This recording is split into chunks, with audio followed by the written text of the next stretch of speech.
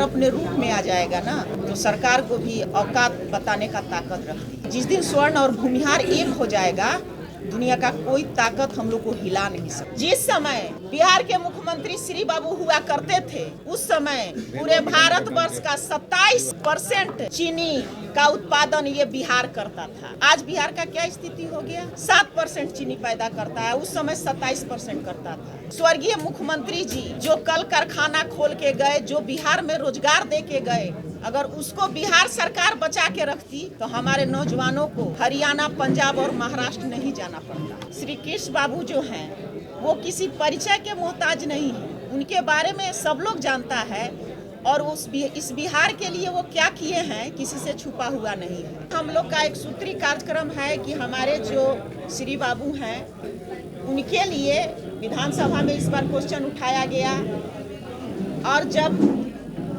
और लोगों को मिल सकता है, मैं किसी पर कटाक्ष नहीं करूंगी, जो भी महापुरुष हैं और अच्छे काम बिहार के लिए किए हैं, भारत के लिए किए हैं, जब सब महापुरुषों को मिल सकती है तो हमारे श्री बाबू को क्यों नहीं मिल सकती? समाजवाद के नाम पे बहुत नेताओं का घर चल रहा है, परिवार चल रहा है, राजनीति चल रहा है, लेकिन जो असल समाजवादी नेता थे उनको क्या आपको लगता है कि बिहार की जनता और बिहार की राजनीति भूल गई?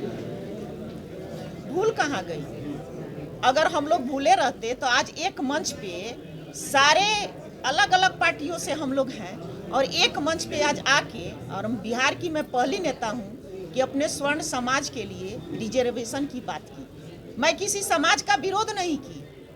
उस समय सरकार में मैं थी, गठबंधन की सरकार चल रही थी, आर्थिक सर्वे हुआ था और उसमें जो रिपोर्ट आया था उस पर मैं सवाल उठाई थी और मुख्यमंत्री और उप मुख्यमंत्री से मिलकर मैं बात की थी कि आपका जो काम है बहुत सराहनीय काम है, अच्छा काम कर रहे हैं, गरीब तबके के लोगों को रिजर्वेशन के माध्यम से आगे बढ़ा रहे हैं। वैसे ही आपका सर्वे कह रहा है कि स्वर्ण कमजोर हुए हैं, स्वर्ण गरीब हुए हैं, तो स्वर्ण के लिए भी कुछ सोचना चाहिए। स्वर्णों की सेना बनाने की क्या जरूरत पड़ी?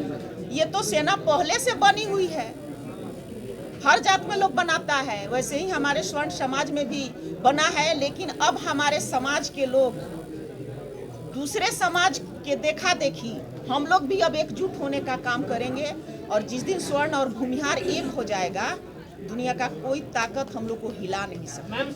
हम कम जरूर हैं लेकिन कमजोर नहीं हैं। आज और जाति लोग गिनाते हैं कि मैं इतना हूँ, मैं इतना हूँ, लेकिन जब भूमिहार अपने रूप में आ जाएगा ना, तो सरकार को भी औकात बताने का ताकत रखती है। स्वर्ण भूमिहार ब्राह्मण कायस्थ राजपूत चार होता है ना, हम सब का बात कर रहे हैं, लेकिन विशेष अभी हम स्वर्ण का, क्योंकि श्री बाबू भूमिहार जात से थे इसलिए मैं भूमिहार का बात कर रहे हैं। कृष्ण सिंह का योगदान क्या है इसके बारे में पूछ रहे हैं। उनके बारे योगदान के बारे में आप पूछ रहे हैं। जिस समय बिहार के मुख्यमंत्री श्री बाबू हुआ करते थे, उस समय पूरे भारतवर्ष का 27% चीनी का उत्पादन ये बिहार करता था। ये मालूम है आप लोग को? आज बिहार का क्या स्थिति हो गया? 7% चीनी पैदा करता है, उस समय 27% करता था।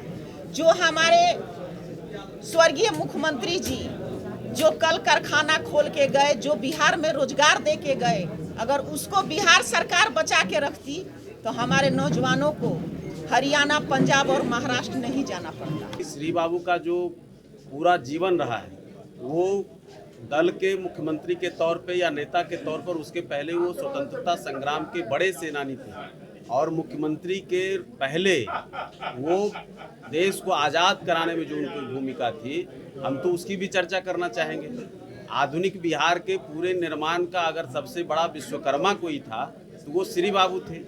और सामाजिक क्रांति की भी, आज जितनी भी सामाजिक क्रांतियाँ देश में हुई होंगी, लेकिन उन सब के ऊपर जब कभी कोई चर्चा कहीं नहीं थी, उस समय सामाजिक क्रांति के भी द्योतक थे श्री बाबू।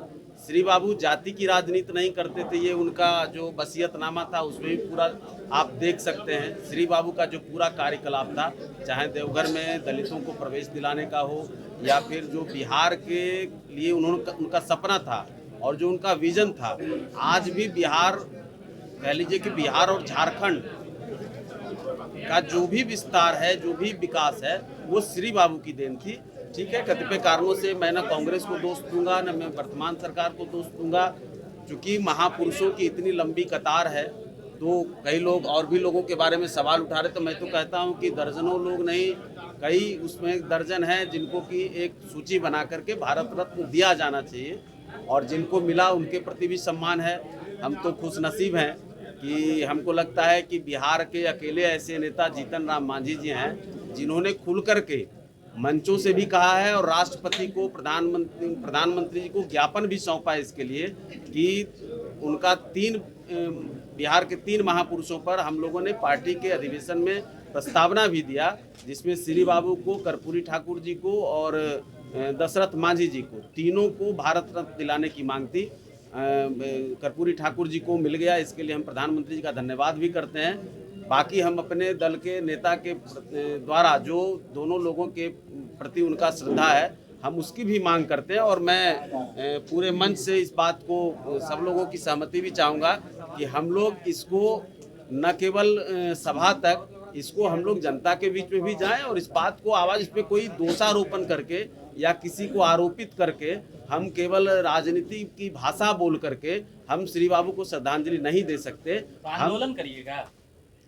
आंदोलन और विचार दोनों हो सकता है। आंदोलन करना, आप लोगों के बीच में जाना केवल आंदोलन नहीं होता है।